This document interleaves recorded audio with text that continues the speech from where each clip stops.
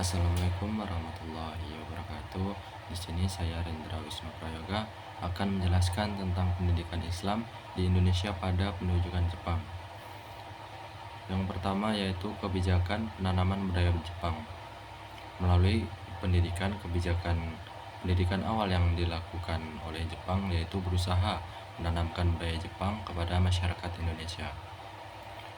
Membentukan sebuah lembaga budaya bernama Keimin Bunka Shidoso atau Pusat Kebudayaan dengan tugas untuk memperkenalkan dan menyebarkan kebudayaan Jepang, mendidik dan melatih seniman Indonesia.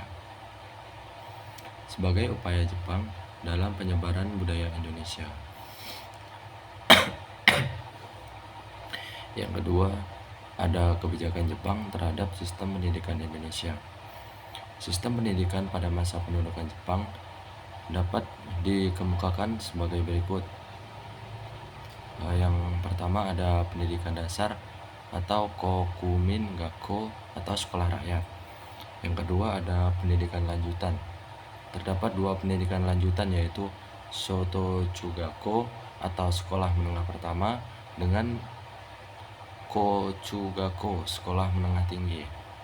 Yang ketiga ada pendidikan kejuruan, dan yang terakhir ada pendidikan tinggi. Selanjutnya ada kebijakan pemerintahan Jepang terhadap kurikulum pendidikan di Indonesia.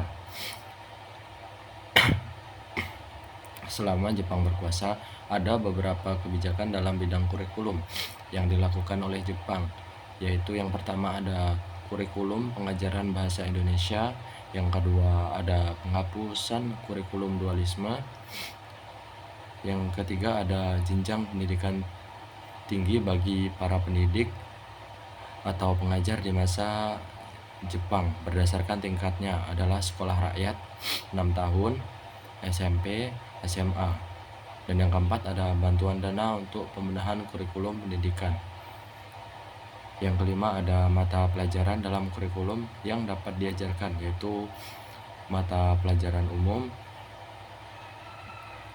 Selanjutnya ada kebijakan pemerintahan Jepang terhadap pendidikan Islam di Indonesia.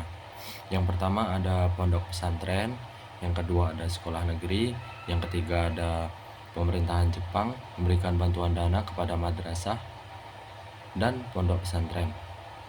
Yang keempat ada pemerintahan Jepang memberikan bantuan dana kepada madrasah dan pondok pesantren. Selanjutnya ada kondisi pendidikan pada masa penjajahan Jepang.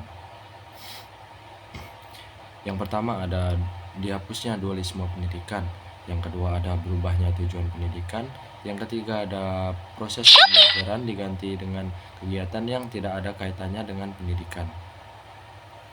Yang keempat ada pendidikan dilatih agar mempunyai semangat perang. Yang kelima ada pendidikan pada masa Jepang sangat memprihatinkan. Yang keenam pemakaian bahasa Indonesia sebagai bahasa resmi. Selanjutnya ada pendidikan Indonesia pada masa Jepang. Pada bulan Januari 1942, Jepang mendarat di Ambon dan menginvasi Indonesia. Invasi Jepang ke Indonesia tidaklah mudah dan tidak serta-merta tanpa adanya perlawanan, karena pada saat itu KNIL atau Tentara Hindia Timur Belanda berusaha menghentikan invasi Jepang ke Indonesia, namun usahanya gagal karena kekuatan Jepang tidak terkalahkan. Setelah itu, 4.444 wilayah Indonesia secara bertahap diduduki oleh Jepang. Pada tanggal 8 Maret 1942, 4.444 tentara Belanda menyerah kepada Jepang dalam penyerahan tanpa syarat. Hal ini mengakhiri masa penjajahan Belanda dan memulai era pendudukan dan kolonialisme Jepang di Indonesia. Selanjutnya ada perkembangan masa pendidikan Islam pada masa penjajahan Jepang. Ramayulis mengatakan bahwa sikap penjajahan Jepang terhadap pendidikan Islam ternyata lebih lunak, sehingga ruang gerak pendidikan lebih bebas ketimbang pada zaman pemerintahan kolonial Belanda. Hal ini yang memberikan kesempatan bagi pendidikan Islam untuk berkembang, yakni yang pertama ada madrasah, Awal pendudukan Jepang, madrasah berkembang dengan cepat terutama dari segi kuantitas. Hal ini dapat dilihat terutama di daerah Sumatera yang terkenal dengan madrasah awaliyahnya yang diilhami oleh Majelis Ulama Tinggi. Kedua, pendidikan agama di Indonesia. Sekolah negeri diisi dengan pelajaran budi pekerti.